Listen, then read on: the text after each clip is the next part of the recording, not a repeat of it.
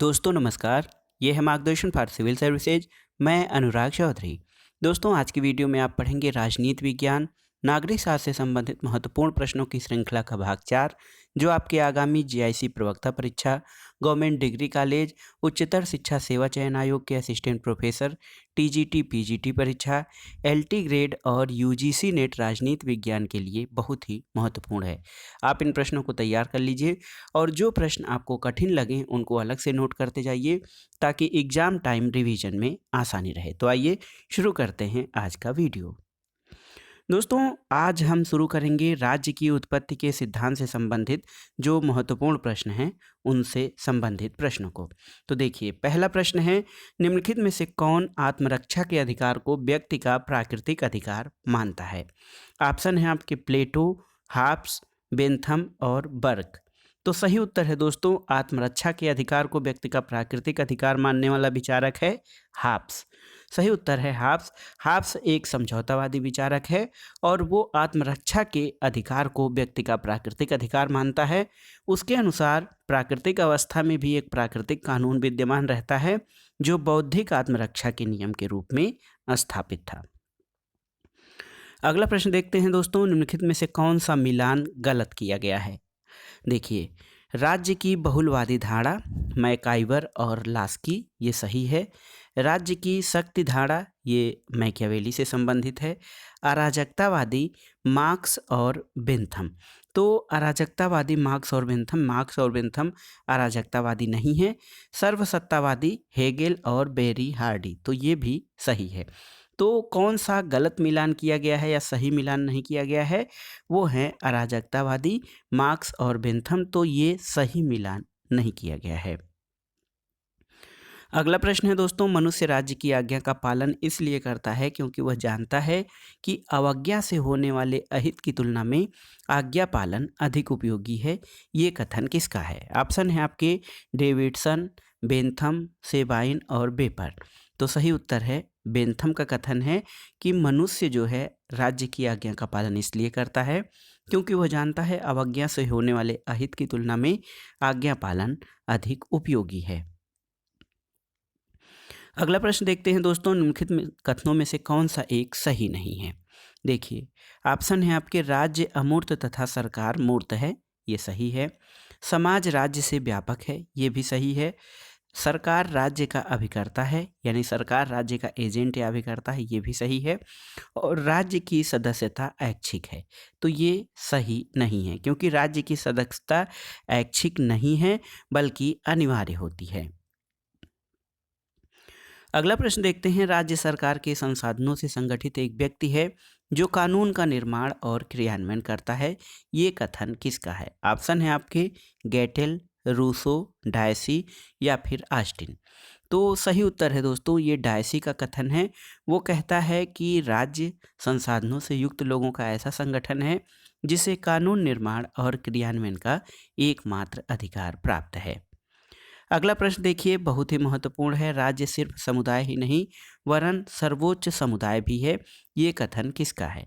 तो सही उत्तर है ये कथन अरस्तु का है, जो राज्य को सर्वोच्च समुदाय नहीं, राज्य को एक समुदाय ही नहीं वरन सर्वोच्च समुदाय मानते हैं। और वो कहते हैं कि राज्य सर्वोच्च इसलिए है क्योंकि वो सबके ऊपर है और अन्य सभी लोग इसके अंग हैं और इससे जुड़े हुए हैं। अगला प्रश्न है दोस्तों, आधुनिक राज्य के विकास में कौन सा तत्व उत्तरदायी है? ऑप्शन है आपके वैज्ञानिक प्रगति, प्राचीन संस्कृति का पुनरुत्थान, राष्ट्रीय चेतना का विकास या फिर धर्म का बढ़ता प्रभाव। तो सही उत्तर है दोस्तों राष्ट्रीय चेतना का विकास। राष्ट्रीय चेतना का जो विकास है वो आधुनिक राज्य के विकास के लिए सर्वाधिक महत्वपूर्ण उत्तरदायी तत्व है। अगला प्रश्न देखते हैं, आठवां प्रश्न, निम्नलिखित में से किसने राज्य के जीवधारी सिद्धांत का प्रतिपादन किया था? ऑप्शन है आपके Herbert Spencer, Milton Friedman, Marx या फिर बेंथम। तो सही उत्तर है दोस्तों राज्य के जीवधारी सिद्धांत या सावयवी सिद्धांत का प्रतिपादन हर्बर्ट स्पेंसर ने किया था। और इसकी ये धारणा ये मानती है कि राज्य एक स्वयं जीव है और जीवों की तरह समाज का जन्म होता है और उसका अंत भी होता है। जिस प्रकार से शरीर में कोशिकाओं का निर्माण और क्षय होता है, वही स्थिति समाज की है। अगला प्रश्न एक कथन है, किसने कहा है कि आधुनिक राज्य का मुख्य पक्ष उसकी भूमि, शारीरिक हिंसा के साधनों पर एकाधिकार और उसकी वैधानिकता है। ऑप्शन है आपके हीगल, बेबर, ब्लंट असली या फिर हरमन फाइनर। तो सही उत्तर है दोस्तों बेबर। बेबर का कथन है ये कि आधुनिक राज्य का मुख्य पक्ष उसकी भूमि, शारीरिक हिंसा के साधनों पर एकाधिकार और उसकी वैधानिकता है। एक प्रकार से देखा जाए तो राज्य की परिभाषा शक्ति के रूप में सबसे पहले इटालवी वैज्ञानिक, इटालवी विचारक मैकियावेली ने दिया था और 20वीं सदी के आरंभ में जर्मन समाज वैज्ञानिक मैक्स वेबर ने राज्य की समाज वैज्ञानिक जो है परिभाषा प्रस्तुत किया था। अगला प्रश्न है, 4 कथन दिए गए हैं, इनमें से कौन सा कथन सही है? राज्य एक कृत्रिम संस्था है, ये सही नहीं है क्योंकि राज्य एक प्राकृतिक और स्वाभाविक संस्था है। सही है, राज्य एक स्वाभाविक और आवश्यक संस्था है, ये सही है। राज्य एक अनावश्यक संस्था है, ये भी सही नहीं है। और राज्य का व्यक्ति के प्रति कोई उत्तरदायित्व नहीं है, ये भी सही नहीं है। तो सही उत्तर हो जाएगा आपका ऑप्शन बी, राज्य एक स्वाभाविक और आवश्यक संस्था है और राज्य के अभाव में व्यक्ति का सर्वांगीण विकास नहीं हो सकता है। अगला प्रश्न है, एक कथन है कि ये सत्य है, जहाँ अभिभूत करने वाली शक्ति नहीं होती वहाँ राज्य नहीं होता, परंतु शक्ति के क्रियान्वयन से ही राज्य का निर्माण नहीं होता, अन्यथा 10 युपोत और विद्रोहकारी सेना भी राज्य बन जाएगी। ये कथन किसका है? ऑप्शन है आपके Frederick angels, Robert MacIver, H.J. Laski और मैक्स वेबर। तो सही उत्तर है दोस्तों ये कथन मैकाइवर का है, जो मानते हैं कि ये समझना बहुत बड़ी गलती है कि जिस किसी असभ्य जात में हमें कोई सरदार दिखाई पड़े वहीं हम राज्य की स्थिति मान लें। इसलिए राज्य की स्थिति शक्ति के क्रियान्वयन से ही राज्य का निर्माण नहीं होता है, मैकाइवर का कहना है।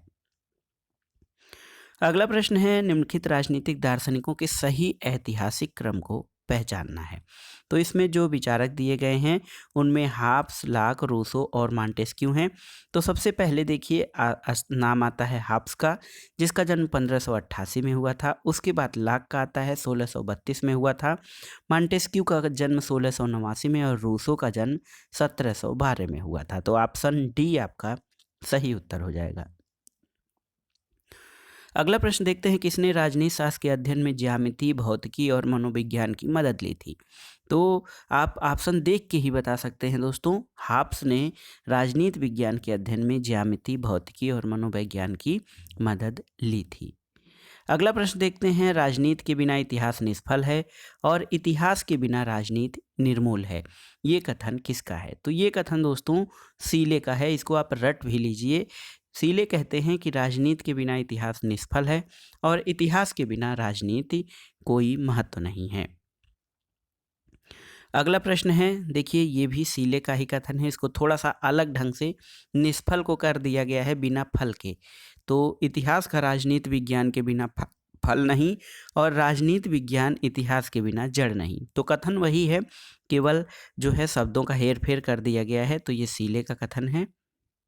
देखिए राजनीति विज्ञान की जगह पर यहाँ नागरिक शास्त्र का नाम दे दिया है, तो ये भी सीले का कथन है। अगला प्रश्न देखते हैं दोस्तों, राज्य की उत्पत्ति के संबंध में ऐतिहासिक सिद्धांत का प्रतिपादन किसके द्वारा किया गया था? हेनरी मैन द्वारा, ट्राइटस्के द्वारा, ओपेनहाइमर द्वारा या फिर दुर्खीम द्वारा? तो सही उत्तर है दोस्तों हेनरी मैन द्वारा राज्य की उत्पत्ति के ऐतिहासिक सिद्धांत का प्रतिपादन किया गया था। हेनरी मैन की पुस्तक है एंशिएंट लॉ 1861। इसमें इन्होंने प्रतिपादित किया कि समाजों की उत्पत्ति परिस्थिति से संविदा में हुई है, यानी प्रारंभिक समाजों में मनुष्यों के सामाजिक संबंध परिस्थिति या स्थिर स्थिति से निर्धारित होते थे। अगला प्रश्न है दोस्तों, जॉन लॉक और रूसो के सामाजिक संविदा सिद्धांत के संबंध में क्या सही है? देखिए लॉक का समझौता पूर्णतया स्वतंत्र समझौता है, जबकि रूसो की संविदा आबद्ध संविदा है। सही है। लॉक समुदाय को नगण्य शक्तियां प्रदान करता है, जबकि रूसो की संविदा में व्यक्ति का समुदाय में पूर्ण समर्पण हो जाता है। ये भी सही है। लाक की संविधा में व्यक्तियों के अधिकार सुरक्षित हो जाते हैं, जबकि रूसो की संविधा में व्यक्ति के अधिकारों का अवसान हो जाता है। और चौथा ऑप्शन है आपका उपर्युक्त सभी। तो दोस्तों जॉन लाक और रूसो के सामाजिक संविधा सिद्धांत के संबंध में उपर्युक्त सभी सही है, क्योंकि जो बातें कही गई हैं तथ्यों में वो सभी सही हैं। अगला प्रश्न है दोस्तों, सेबाइन कहता है कि अंग्रेजी भाषा भाषी जातियों ने जितने भी राजनीतिक दार्शनिकों को जन्म दिया है उसमें कदाचित महानतम है। तो वो किस विचारक के बारे में बात करता है? तो सही उत्तर है दोस्तों हाब्स के बारे में सेबाइन का कथन है कि अंग्रेजी भाषा भाषी जातियों ने जितनी भी राजनीतिक दार्शनिकों को जन्म दिया है उसमें हाब्स कदाचित सबसे महान है। और हाब्स को जो है हाब्स से प्रभावित होने का उसका मेन कारण उसकी जो अध्ययन पद्धति थी उसके आधार पर उसने विचारों का ढांचा खड़ा किया था। अगला प्रश्न है दोस्तों, हाब्स के अनुसार प्राकृतिक अवस्था में मानवीय जीवन कैसा था? तो आप जानते हैं हाब्स के अनुसार प्राकृतिक अवस्था में मानव जीवन एकाकी, निर्धन, निंदनीय और अल्पकालिक था। अगला प्रश्न है दोस्तों, हाब्स के अनुसार प्रकृति का राज्य किसका युग था? तो सही उत्तर है हाब्स के अनुसार जो प्रकृति का राज्य या प्राकृतिक अवस्था थी वो निरंतर संघर्ष की अवस्था थी। व्यक्ति एक दूसरे से लगातार संघर्ष कर रहे थे और ऐसी स्थिति में व्यापार और सामाजिक संबंधों का विकास नहीं हो पा रहा था और मनुष्य का जीवन अल्पकालिक था। अगला प्रश्न है दोस्तों, इनमें से किससे लाक के विचारों को प्रेरणा प्राप्त हुई थी? ऑप्शन है आपके 1665 की हिंसक क्रांति, 1642 का गृह युद्ध, 1650 की स्वर्णिम क्रांति या 1688 की स्वर्णिम क्रांति। तो लाक के विचारों को प्रेरणा 1688 के गौरवपूर्ण क्रांति या स्वर्णिम क्रांति से मिली थी। अगला प्रश्न है दोस्तों, सामान्य इच्छा के प्रति वास्तविक आपत्ति यह है कि जहाँ तक ये इच्छा है सामान्य नहीं है और जहाँ तक सामान्य है ये इच्छा नहीं है, किसने कहा है? तो सही उत्तर है हाबहाउस। हाबहाउस का कथन है कि जहाँ तक ये इच्छा है सामान्य नहीं है और जहाँ तक सामान्य है ये इच्छा नहीं है। अगला प्रश्न देखते हैं दोस्तों। अगला प्रश्न है प्राकृतिक अधिकारों का सिद्धांत एक भाग है। तो देखिए ऑप्शन है आपके ऑस्टिन के संप्रभुता सिद्धांत का, दैवीय उत्पत्ति के सिद्धांत का, शक्ति सिद्धांत का या फिर सामाजिक समझौता सिद्धांत का। तो सही उत्तर है दोस्तों प्राकृतिक अधिकारों का सिद्धांत या राइट ऑफ नेचुरल राइट्स का जो सिद्धांत है वो सामाजिक समझौता सिद्धांत का भाग है। और आप जानते हैं समझौतावादी विचारक हाब्स, लाक, रूसो सभी ने अपने सामाजिक समझौता सिद्धांत में प्राकृतिक अधिकारों के सिद्धांत का प्रतिपादन किया है। अगला प्रश्न है दोस्तों, राज्य की उत्पत्ति के संबंध में कौन सा सिद्धांत इस धारणा से शुरू होता है कि राज्य की उत्पत्ति से पहले मनुष्य प्राकृतिक अवस्था में रहते थे? तो सही उत्तर है ये है सामाजिक अनुबंध सिद्धांत या सोशल कॉन्ट्रैक्ट थियरी। इसमें ये माना जाता था कि राज्य की उत्पत्ति से पहले मनुष्य प्राकृतिक अवस्था में रहा करते थे। अगला प्रश्न है दोस्तों, प्राकृतिक अधिकारों के सिद्धांत का आवश्यक भाग है। तो ये प्रश्न एक बार आ चुका है।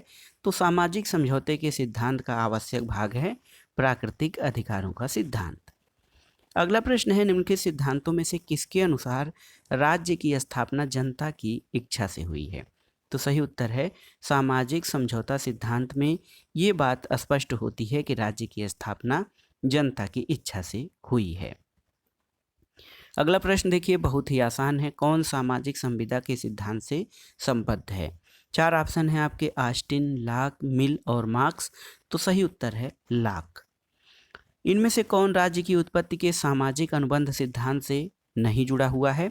तो इसमें आप जानते हैं हाब्स, लाक और रूसो सामाजिक संविदा सिद्धांत से जुड़े हुए हैं, जबकि जे.एस. मिल इससे नहीं जुड़ा हुआ है, क्योंकि जे.एस. मिल एक उपयोगितावादी विचारक है और उसके अनुसार राज्य किसी समझौते का परिणाम नहीं है, बल्कि इसका उदय लोगों की उपयोगिता के कारण हुआ है। अगला प्रश्न है, किस विचारक ने सामाजिक समझौते के सिद्धांत की आलोचना नहीं की है? देखिए ऑप्शन है कार्ल मार्क्स, राइट, वाहन और ग्रीन। तो सही उत्तर है दोस्तों सामाजिक समझौते के सिद्धांत की आलोचना न करने वाले विचारक राइट हैं। राइट ने सामाजिक समझौते सिद्धांत की आलोचना नहीं की है, जबकि मार्क्स, वाहन और ग्रीन समझौता सिद्धांत के प्रखर आलोचकों में थे। अगला प्रश्न है दोस्तों, सामाजिक संविदा सिद्धांत के अनुसार तो इसमें क्या सही है? देखिए ऑप्शन है आपके, राज्य एक नैतिक संस्था है, राज्य एक मानवकृत संस्था है, राज्य प्राकृतिक और आवश्यक है, और ऑप्शन डी है, राज्य की प्रकृति सावयवी है। तो सही उत्तर है दोस्तों, सामाजिक संविदा सिद्धांत के अनुसार राज्य एक मानवकृत संस्था है, क्योंकि मानव ने जो है अच्छी स्थिति या सामान्य व्यवस्था बनाने के लिए राज्य का निर्माण किया है। अगला प्रश्न है, सामाजिक अनुबंध सिद्धांत किस पर आधारित है? तो सही उत्तर है, सामाजिक अनुबंध सिद्धांत व्यक्तिवाद पर आधारित है। अगला प्रश्न देखते हैं, निम्नलिखित में से कौन आत्मरक्षा के अधिकार को व्यक्ति का प्राकृतिक अधिकार मानता है? तो ये था दोस्तों हाब्स। हाब्स एक समझौतावादी विचारक है जो आत्मरक्षा के या व्यक्तियों के जीवन की रक्षा के अधिकार को व्यक्ति का प्राकृतिक अधिकार मानता है। अगला प्रश्न हाब्स से ही संबंधित है। हाब्स व्यक्ति को संप्रभु की अवज्ञा करने का अधिकार कब देता है? तो सही उत्तर है दोस्तों, हाब्स का जो संप्रभु है वो निरंकुश संप्रभु की भांति है, लेकिन वो संप्रभु की अवज्ञा देने का अधिकार भी देता है। किसके लिए? आत्मरक्षा के लिए। यदि देखिए, राज्य की स्थापना व्यक्तियों ने अपनी सुरक्षा के लिए किया है, लेकिन यदि सरकार व्यक्ति के जीवन की रक्षा का कार्य नहीं कर सकती है तो इसके आज्ञा पालन का कोई तर्क नहीं रह जाता है, और वो मानता है कि आत्मरक्षा के आधार पर व्यक्ति को संप्रभु की अवज्ञा करने का भी अधिकार है। अगला प्रश्न है दोस्तों, किसने कहा है कि प्राकृतिक अवस्था में युद्ध तथा हर व्यक्ति का हर लोगों के प्रति युद्ध था? तो ये कथन हाब्स का है। लाक के अनुसार लोगों ने समझौता इसलिए किया था ताकि ऑप्शन ए है उनके अधिकारों की रक्षा हो सके, बी है पोप तंत्र का दमन किया जा सके, सी गृह युद्धों का अंत हो सके, और डी शासकीय चर्च की स्थापना हो सके। तो सही उत्तर है दोस्तों, लाक के अनुसार लोगों ने समझौता इसलिए किया था ताकि उनके अधिकारों की रक्षा हो सके। और लाक के अनुसार जो 3 अधिकार थे, जीवन, स्वतंत्रता और संपत्ति, लाइफ, लिबर्टी एंड प्रॉपर्टी, इन अधिकारों की रक्षा के लिए जो है लाक का समझौता किया गया था। अगला प्रश्न है दोस्तों, हाब्स के सामाजिक समझौते में लोगों ने लेवायथन को क्या प्रदान किया था? तो ऑप्शन ए है केवल विद्रोह का अधिकार, केवल धार्मिक अधिकार, सभी, लगभग सभी अधिकार, और केवल राजनीतिक अधिकार। तो सही उत्तर है दोस्तों, हाब्स के सामाजिक समझौते में लोगों ने लेवियाथन को लगभग सभी अधिकार सौंप दिए थे, और उसके समझौते की शर्तें इस तरह थीं कि उसमें मैं व्यक्ति अथवा व्यक्ति समूह को अपना शासन स्वयं कर सकने का अधिकार और शक्ति इस शर्त पर समर्पित करता हूं कि तुम भी अपने अधिकार इसी व्यक्ति या व्यक्ति समूह को समर्पित कर दो। तो कुल मिलाकर हाब्स के समझौते में व्यक्तियों ने अपने समस्त अधिकारों को लेवियाथन को सौंप दिया था। अगला प्रश्न बहुत ही महत्वपूर्ण है। कथन है कि प्रत्येक व्यक्ति सबके हाथों में अपने को समर्पित करते हुए किसी भी हाथों में अपने आप को समर्पित नहीं करता है। तो ये कथन किसके बारे में है? तो ये कथन है रूसो की सामान्य इच्छा के बारे में। इस विषय में कहा जाता है कि प्रत्येक व्यक्ति सबके हाथों में अपने को समर्पित करते हुए भी किसी के हाथों में अपने को समर्पित नहीं करता है। ये बहुत ही महत्वपूर्ण प्रश्न है। देखिए, यूपी जीआईसी परीक्षा और गवर्नमेंट डिग्री कॉलेज प्रवक्ता परीक्षा दोनों में पूछा जा चुका है। अगला प्रश्न देखते हैं दोस्तों, सामाजिक संविदा का सिद्धांत मुख्य रूप से यह कार्य करने का प्रयत्न करता है क्या? ऑप्शन है आपके, राज्य के ऐतिहासिक उद्गम का पता लगाना, राजनीतिक बाध्यता के आधार की व्याख्या करना, यथा स्थिति का औचित्य स्थापित करना, या फिर क्रांति द्वारा समाज में आमूल परिवर्तन करना। दोस्तों, सामाजिक संविदा का सिद्धांत मुख्य रूप से ये प्रयास करता है कि राजनीतिक बाध्यता के आधार की व्याख्या हो सके। कुल मिलाकर राज्य के ऐतिहासिक उद्गम का पता लगाना इसका उद्देश्य इसलिए नहीं है क्योंकि प्राकृतिक अवस्था या सामाजिक समझौता एक प्रकार से काल्पनिक अवधारणा है, लेकिन उसमें हर तरह से ये कोशिश की जाती है कि राजनीतिक बाध्यता का आधार क्या होगा। अगला प्रश्न है दोस्तों, सामाजिक समझौते के सिद्धांत के साथ संप्रभु राज्य की अवधारणा को किसने संयुक्त किया था? तो सही उत्तर है हाब्स। हाब्स जो है अपने सामाजिक समझौते के सिद्धांत के साथ संप्रभु राज्य की अवधारणा को संयुक्त कर देता है। अगला प्रश्न है, निम्नलिखित वाक्यों में से कौन सा वक्तव्य राज्य की उत्पत्ति के विषय में मार्क्सवादी सिद्धांत को स्पष्ट करता है? तो ऑप्शन देख लेते हैं। राज्य की उत्पत्ति साधनों के विकास करने के उद्देश्य से हुई है? नहीं। राज्य की उत्पत्ति उत्पादन की विधि में परिवर्तन लाने के उद्देश्य से हुई है? ये भी सही नहीं है।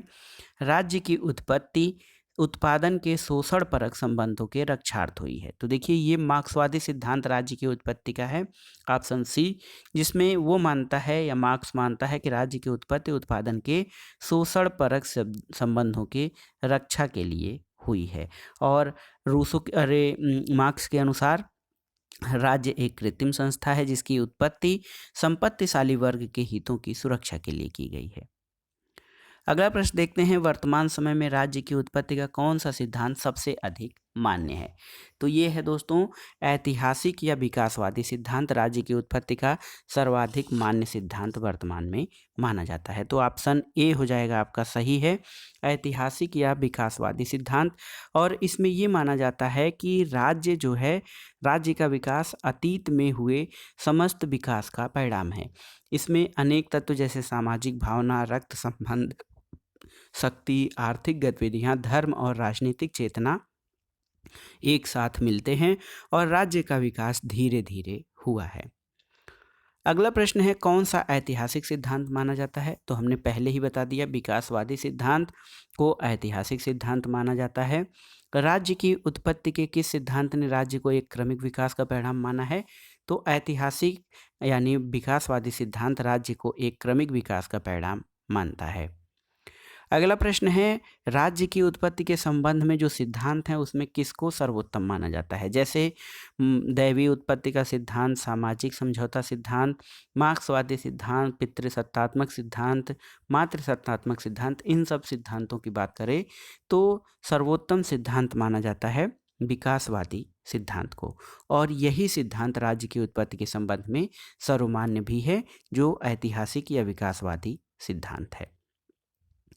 अगला प्रश्न है, राज्य की उत्पत्ति का कौन सा सिद्धांत काल्पनिक नहीं है? तो दैवीय उत्पत्ति का सिद्धांत हो या शक्ति सिद्धांत हो या सामाजिक समझौते का सिद्धांत हो, ये सभी काल्पनिक हैं।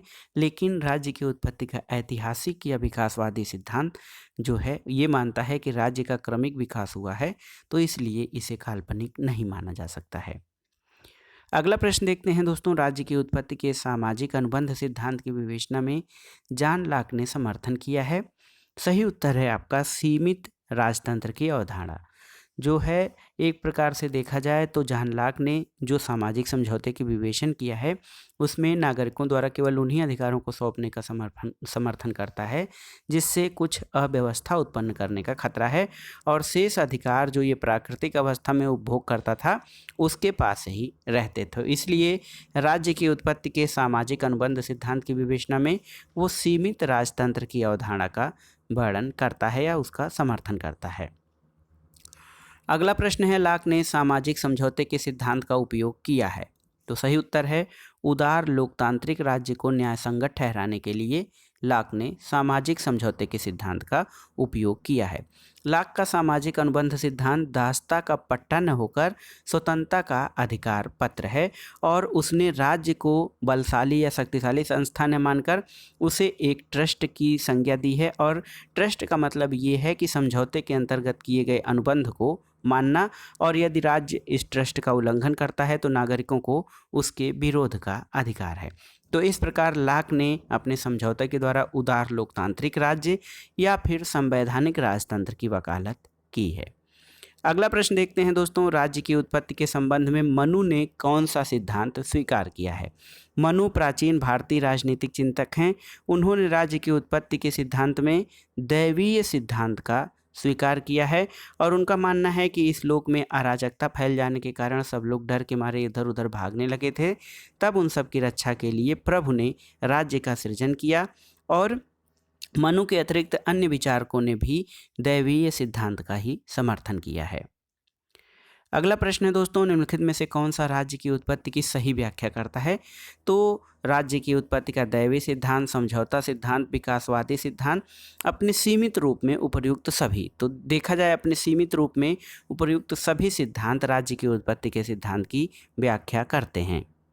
अगला प्रश्न देखते हैं दोस्तों। अगला प्रश्न है, कौन सा सिद्धांत राज्य की उत्पत्ति की सही व्याख्या करता है? तो उसका उत्तर भी हो जाएगा अपने सीमित रूप में सभी। सामाजिक संविदा का लेखक कौन था?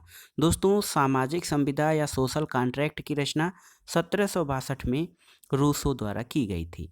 तो सामाजिक संविदा नामक पुस्तक की रचना रूसो की कृति है। अगला प्रश्न है दोस्तों, रूसो इस देश का रहने वाला था। ऑप्शन है आपके ब्रिटेन, जर्मनी, फ्रांस या रूस। तो सही उत्तर है रूसो जो है एक फ्रांसीसी दार्शनिक था, वो फ्रांस का रहने वाला था। अगला प्रश्न है, प्राकृतिक अवस्था वाले मनुष्य को आदर्श बर्बर की संज्ञा किसने दी थी? तो आदर्श जंगली, आदर्श बर्बर या नोबेल सेवेज की संज्ञा रूसो द्वारा दी गई थी प्राकृतिक अवस्था में रहने वाले मनुष्य के लिए। अगला प्रश्न है, रूसो की सामान्य इच्छा का मतलब क्या था? तो सही उत्तर है दोस्तों, सामान्य इच्छा व्यक्तियों की उन सार्वभौमिक इच्छा या एक व्यक्ति की इच्छा हो सकती है जिसका उद्देश्य समुदाय का सामान्य हित हो। तो कुल मिलाकर सामान्य इच्छा व्यक्तियों की ऐसी इच्छाओं का योग है जिनका उद्देश्य लोकहित या समुदाय का हित हो, समुदाय का हित या कल्याण। तो एक प्रकार से देखा जाए तो रूसो की सामान्य इच्छा आधुनिक लोक कल्याणकारी राज्य का जो है दार्शनिक आधार प्रस्तुत करती है। अगला प्रश्न है दोस्तों, रूसो की सामान्य इच्छा या सामान्य संकल्प के संबंध में कौन सा कथन सही नहीं है?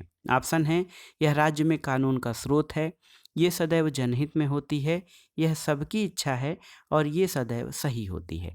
तो दोस्तों, ये सबकी इच्छा है, ये कथन सही नहीं है, क्योंकि सामान्य इच्छा में ये बात की गई है कि ये सबकी जो है ऐसी इच्छाओं का योग है जिनका उद्देश्य सामान्य हित या कल्याण होता है।